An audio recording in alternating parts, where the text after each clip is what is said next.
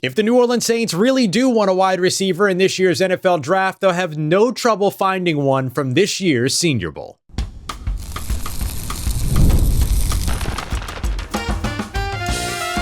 You are Locked On Saints, your daily New Orleans Saints podcast. Part of the Locked On Podcast Network, your team every day. What is good, Who Dat Nation and Who Dat family? I am your host, your friend, Ross Jackson, New Orleans native, your New Orleans Saints expert and credentialed member of the media covering those New Orleans Saints as a Saints beat writer over at LouisianaSports.net. And on today's episode of Locked On Saints, we're recapping day one of the Senior Bowl and taking a look at three big-time positions, really four big-time positions where the New Orleans Saints need some help this offseason and why they won't have to rush to find it in the NFL draft thanks to everything they're learning here in the Senior Bowl. We'll take a look at offensive linemen as well as defensive linemen, the impressive running back group here in Mobile, but we're going to kick everything off with the group that's stolen the show so far, and that is the wide receiver position. We're going to break all of that down on today's episode of Locked On Saints. We appreciate you very much, whether it's your first time or your next time being here with us this time, making it your first listen, and being an everydayer here on the show, which is a proud part of Locked On Podcast Network, your team every day. Today's episode brought to you by your friends over at Game Time. Download the Game Time app, create an account, and use the promo code Locked On to get $20 off of your first purchase. If the New Orleans Saints truly want a wide receiver in this year's NFL draft class, they'll have no trouble as long as they decide to pick somebody from this year's Senior Bowl class, because it has been outstanding watching these young wide receivers just one day in so far. And of course, what you do in the Senior Bowl doesn't necessarily mean and translate to what you're going to do as a pro. But if the Saints are really taking stock in what this wide receiver class has to offer here in Mobile, they'll be in a really, really strong place looking ahead to April when the NFL draft rolls around, and they'll be able to do so without investing a first round pick. Obviously, one of the big things that has made a lot of waves over the course of this week already has been the mock draft drop by draft expert Daniel Jeremiah, where the New Orleans Saints ended up with Jeremiah Love, the running back out of Notre Dame, at pick number 8. In that draft, we saw a quarterback go on the top, we saw 2 offensive linemen go in the top 5, and we saw a linebacker, Sonny Styles out of Ohio State, go within the top 7 or so.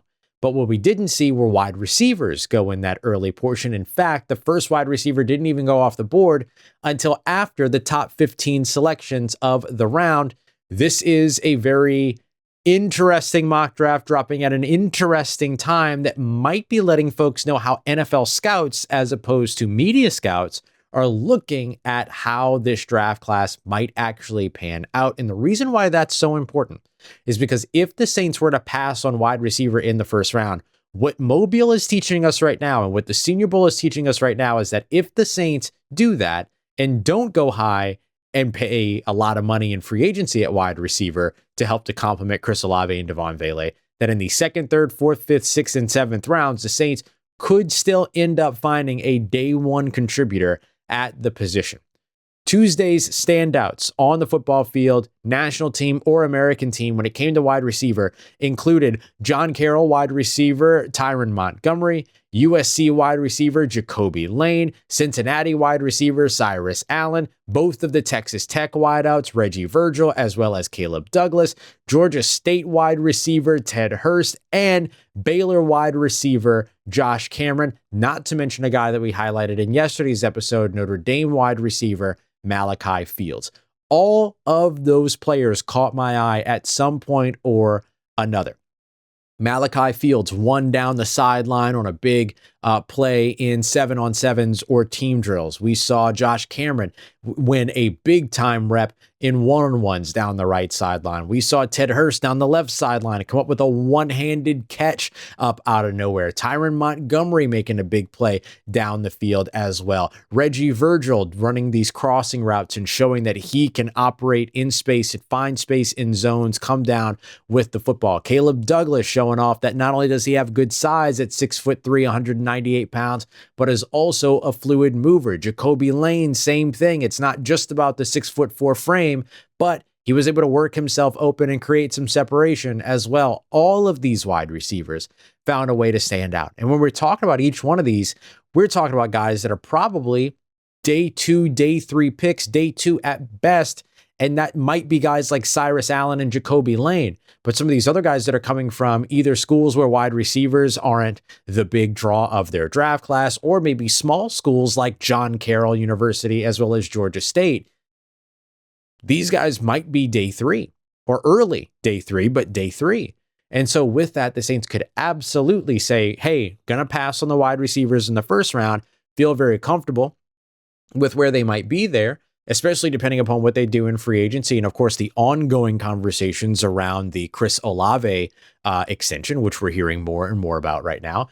There's a lot of opportunity for the Saints to say, you know what, feel pretty good at the position, gonna invest in other positions first, and then potentially double back to this one and still find themselves a really good contributor for the football, in the passing game when it comes to what they could add here. Tyren Montgomery has been one of my favorites, a John Carroll University player. We broke him down a little bit in yesterday's episode. 5'11", 190 pounds. Now that his official measurements are in, really good mover, really aggressive play style as well. Bit of a playmaker in that way.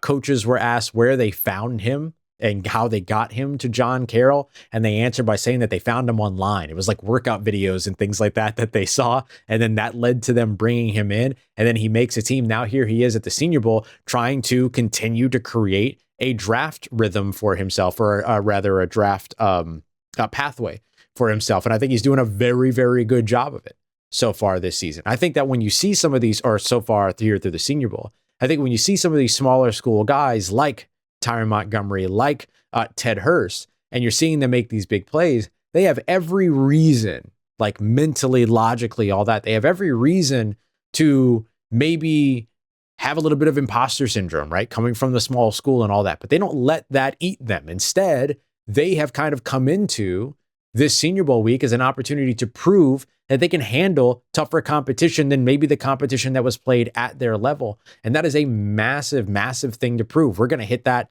a little bit later as well when we talk about some of the edge rushers that have been standing out. And so with these players that are coming in from some of these smaller schools, yeah, it could be easy to say, well, they're, level of competition, can they make the leap to the NFL? That's one of the reasons why the Senior Bowl is so important. You get an opportunity to see them against the best of the best around the class. Now, it is worth mentioning that the number is hovering somewhere around 30 or so players that have either opted out, withdrawn, or were no-shows here for the Senior Bowl. And a lot of that probably has to do with weather as well, not just because it's really, really cold here right now, but also just travel and all those other pieces. So that's opening up opportunities for these players, just like all the ones that we've named here: Josh Cameron, Reggie Virgil, Caleb Douglas, Jacoby Lane, Cyrus Allen, Malachi Fields. It's opening up a real opportunity for them to go out and showcase. And so far, they have absolutely taken the bull by the horns with the opportunity that's here. And the wide receiver group has been a big time standout group, to the point to where no one should feel like they have to be in a rush to grab a wide receiver in this year's draft. And that might be great news for the New Orleans Saints. Coming up next, we'll take a look at the running backs that continue to stand out as well. Some familiar names, but one new name that has absolutely stood out from the SEC. Let's get to that next as we continue on with today's episode of Locked On Saints, part of Locked On Podcast Network, your team every day. Hey, it's Matt Derry from the Locked On Lions podcast. The people I love depend on me. If I'm gone, the financial responsibilities don't disappear. I didn't want my family figuring things out during the hardest moment of their lives. That's why I knew only one place to go. I chose life insurance through my friends at Ethos. Ethos makes getting life insurance fast and easy, 100% online. You can get a quote in seconds, apply in minutes, and get same-day coverage. There's no medical exam. You just answer a few simple health questions. You can get up to $3 million in coverage. Some policies are as low as $30 a month. I love the folks at Ethos. Protect your family with life insurance from Ethos now by going to ethos.com/LockedOnNFL.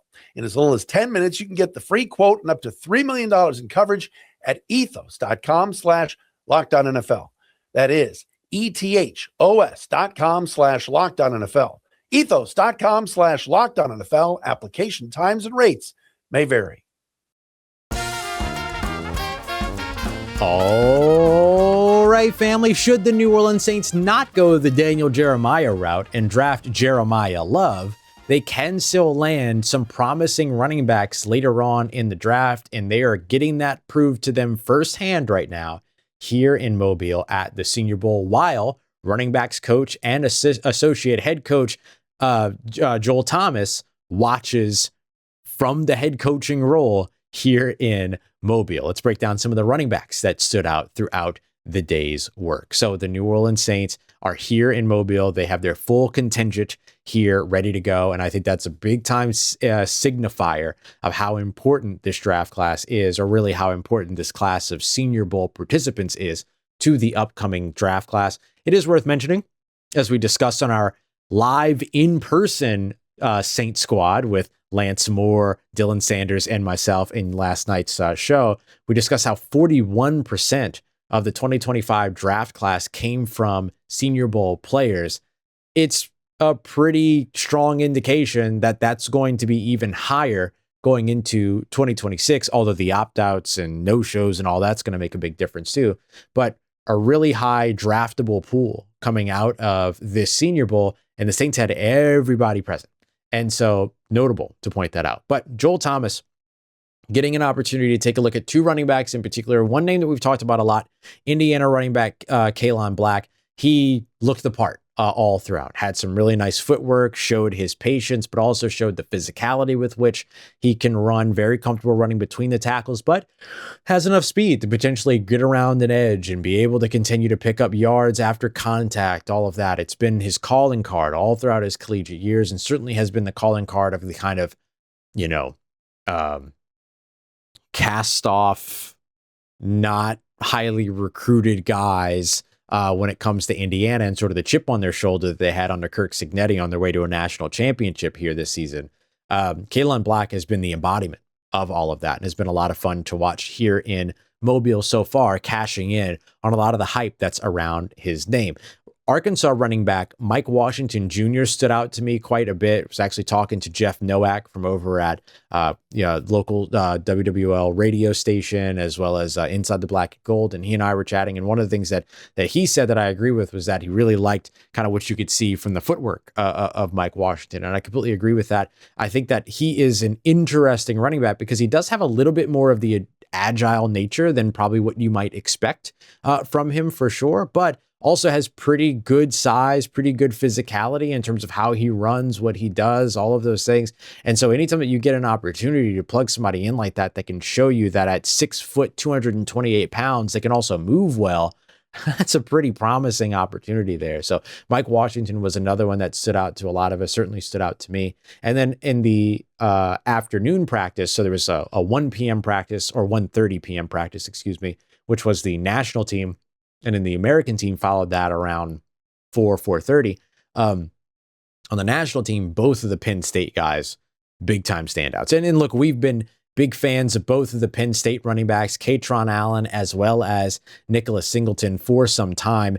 And that's not going to go away, right? Like, those are going to be guys that we're going to continue to be excited about here on the show, because we do believe that they are pretty solid and talented backs. And I think that both of those guys showed a bit of that talent and a bit of the reason why people are excited about them in different ways. When it came to Nicholas Singleton, who is a little bit more of the change of pace, breakaway, home run hitter who can also catch out of the backfield.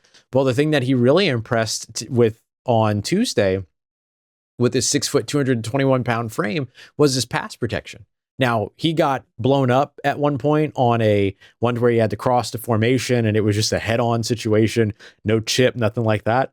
But that was like on a one-on-one bit. When it came to him stepping in a place where he was aligned and where he was able to protect his quarterback, he showed a willingness to go in there. And honestly, even not necessarily winning every single rep, he looked like the most willing to go out there and participate in those drills and show what it is that he can do. So you add the breakaway speed to that, you add the ability as a pass catcher to that, and you add sort of the scheme versatility as the guy that can run in those man and zone runs inside the tackles and outside the tackles.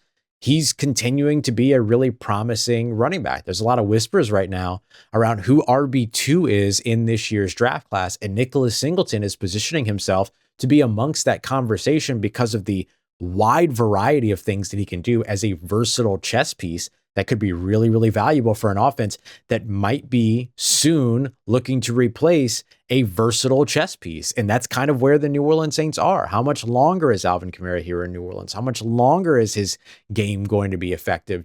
When do you start looking for that next player that can kind of do all of those things? I don't think that you can start that too soon. Even if Alvin Kamara plays here in New Orleans for another 2 years, you still want to be ready, and you still want to have somebody that you've continued to develop and is probably mixing in and has some game exposure and isn't just showing up as a young guy that when you need them and you're kind of hoping that they pan out immediately. No, grab an investment, invest in that investment, help them develop, and then pay off that investment later, or allow that investment to pay off for you at a later time. I think that that's exactly what a Nicholas Singleton could be. And not to be diminished at all was the performance of Kaytron Allen himself at 5'11", 220 pounds, showed a willingness to step in as a pass protector and was able to, and has always been a really impressive player, went over 1,000 yards this past season, had over 10 touchdowns, or had 10 touchdowns as well, and was in an offense that couldn't really throw the ball the way that maybe we thought they were going to be able to throw the football, and so really needed to lean in on their run game, and he was the workhorse, but was also in a committee and didn't have a selfishness around that. And there's going to be pluses and minuses to that, right? Why were you willing to do this? Because you weren't selfish. Well, why didn't you want more for yourself? And that might be a question that Lance Moore pointed out, could be a question that you get from scouts and things like that. And there's, like he said, there's not really a right answer or a wrong answer to that. You just got to answer it confidently. And I'm certain that guys like Kaytron Allen and Nicholas Singleton could absolutely do that. So between Allen and Singleton, along with Kalon Black, as well as Mike Washington, a really good crop of running backs here that either Joel Thomas, the Saints running backs coach and associate head coach, is coaching himself, or at least gets an opportunity to see when it comes to the national team. So, look, the Saints drafted a running back out of here in Mobile last year, Devin Neal, who did a lot of the same thing that these guys are doing, right? Showed patience, showed vision, showed coachability, showed pass protection prowess, all those things. And now you're seeing these guys check a lot of those same boxes. It's not to say that you can guarantee that one of them is going to be selected, but it certainly would make a lot of sense at this point. All right, coming up next, I want to highlight another huge position that the New Orleans Saints could potentially be looking to address. That is the edge rusher position, and why they won't necessarily have to rush to get that done either, because some of these young mid-round edge rushers are showing out here in Mobile. Let's get to that next as we continue on with today's episode of Locked On Saints, part of Locked On Podcast Network, your team every day. Today's episode of Locked On Saints brought to you by our friends over at Game Time. There's no better way to enjoy the NBA than in the seats in the stadium where the game is being played. So make sure you go and check out Game Time today. Download the Game Time app and you're going to be able to find affordable tickets that you will not believe. Catch me courtside over at a New Orleans Pelicans game here soon. You're going to see me out there and be like, Ross, use Game Time, because that's how good the deals are over there. You get all-in pricing right up front so that there are no surprise fees that end up taking you by surprise by the time that you get to checkout. You can see the view from your seat, so you know exactly what to expect. It's just a very transparent process, and it's got great last minute options as well, with NBA tickets showing up at some very solid prices. So take all the guesswork out of buying NBA tickets today with Game Time. Download the Game Time app, create an account, and use the promo code LOCKEDON for $20 off of your first purchase. That's code LOCKEDON for $20 off. Download Game Time today, and don't forget, it's gametime.co, not .com. Today's episode of Locked On Saints is brought to you by our friends over at FanDuel. It's the last call for football over at FanDuel. One final Sunday, one last kickoff, the final chance to get in on the action before the NFL season is over, and you're going to want to check it out with our friends over at FanDuel. Why? Because it's Super Bowl 60, and they're going to make sure that you are getting into the middle of it all with a special offer just in time for the biggest game of the year. So whether you're backing the Seattle Seahawks as the favorite, or maybe you're riding with the New England Patriots as the underdog, this is the big game that you have been waiting for, and it's a perfect way to cap off the season with a big-time Super Bowl and make it even more exciting between kickoff and that final whistle. And if you're a new customer, you're going to be able to bet just $5 and get $200 in bonus bets if your first bet wins. Make it count by heading over to FanDuel today, an official sportsbook partner of Super Bowl 60. Visit FanDuel.com today to get started. Let's get it, Who Dat Nation. Yet another one of the big position groups that the Saints could address this offseason, and probably should address this offseason, is the edge rusher room. And I think the Saints are finding a lot of options here outside of even those that might go in the first round. I want to highlight some of the big time standouts along the entire defensive line, starting off with edge rusher and an offensive lineman that, despite the defensive line's day, which was a dominant one, found a way to dominate on his own as well. A familiar name that I think you'll be excited to hear. Let's start off with the edge rushers, though, as we go through. And by the way, we're going to be breaking down some of this tape, all that stuff. So make sure that you come through. You can join the Everydayer Club to get access from some of the things that I learned going back through some of the Senior Bowl tape. You can find that by clicking the link in the description or heading over to lockedonsaints.supercast.com. That'll be happening all throughout next week. And of course, we're getting you some stuff. We had some extra early content and then bonus episode today, so you can come through for all of that here as we're tracking everything going on around all these all-star games and all that good stuff. So let's take a look at some of the edge rushers that were the big time standouts for me in this day. And I mentioned that the defensive line were a lot of stars, along with wide receiver. I would say that the defensive line groups were some of the strongest performances that we saw during day one. So wide receiver, defensive line, big time standouts. And in particular on the defensive line, it came down to some of the edge rushers, Missouri Zion Young, as well as Western Michigan edge rusher, Nadame Tucker, Clemson edge rusher, TJ Parker, who's a potential first rounder. All three of those guys, big time standouts out on the edge. And if you're hearing some names here and you're going, oh, those sound familiar, Zion Young, Nadame Tucker, it's because those were two players that were on our 10 defensive players to watch list earlier this week as we were headed here to Mobile, Alabama. And so I think that you're seeing some of these players that were expected to show up absolutely show up. Nadame Tucker had a rep up against on a one-on-one around the edge, where he was able to win so quickly with speed, but then came back and then rushed on the inside with an inside move on a on an offensive tackle that he had to kind of win with power, but a little bit of finesse and agility to get his body into the inside.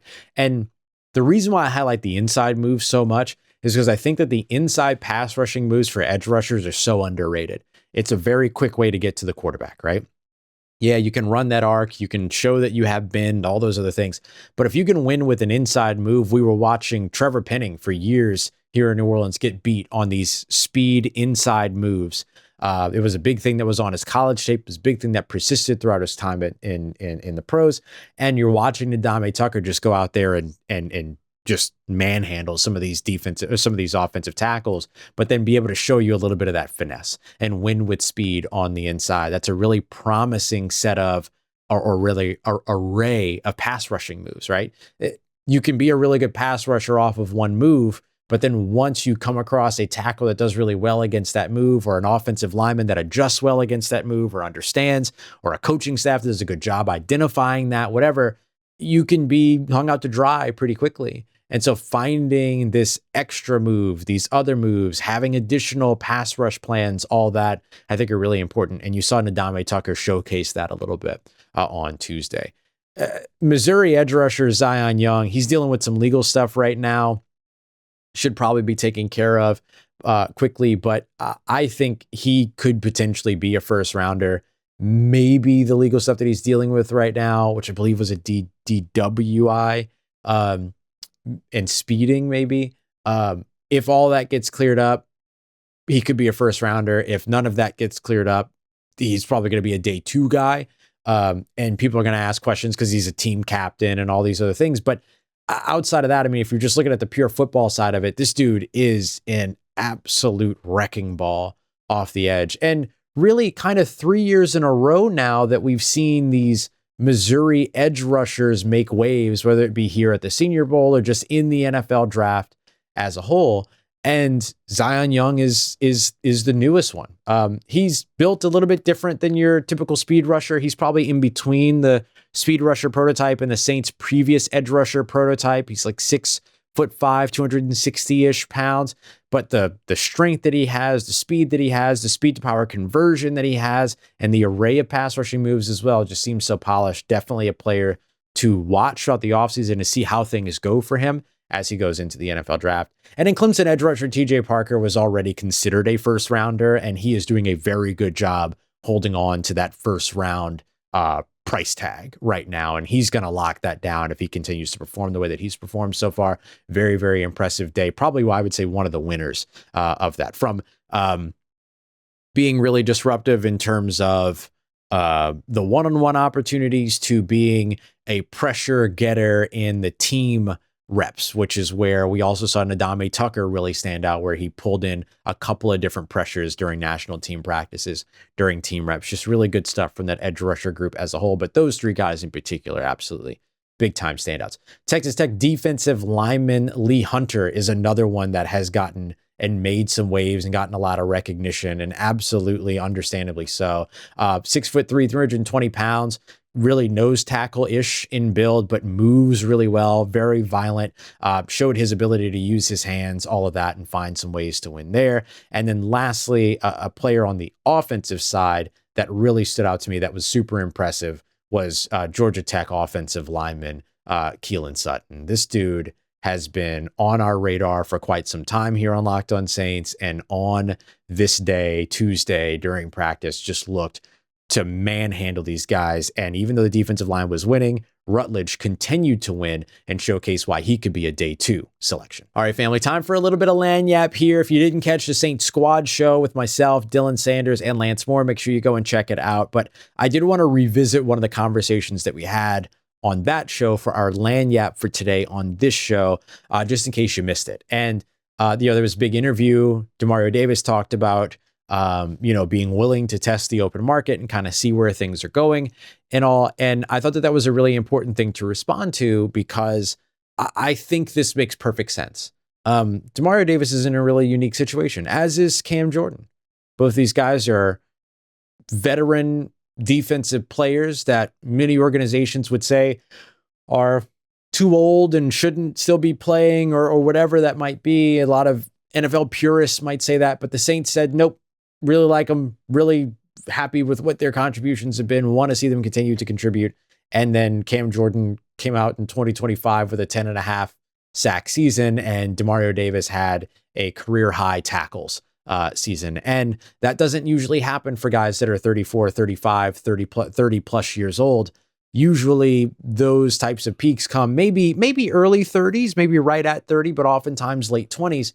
And so for both of these players, but specifically for Demario Davis, the idea of taking less money than is earned and less money than is deserved should not be an option. It just my personal opinion. It should not be an option as a player that has dedicated themselves to this organization, dedicated themselves to the community, all that.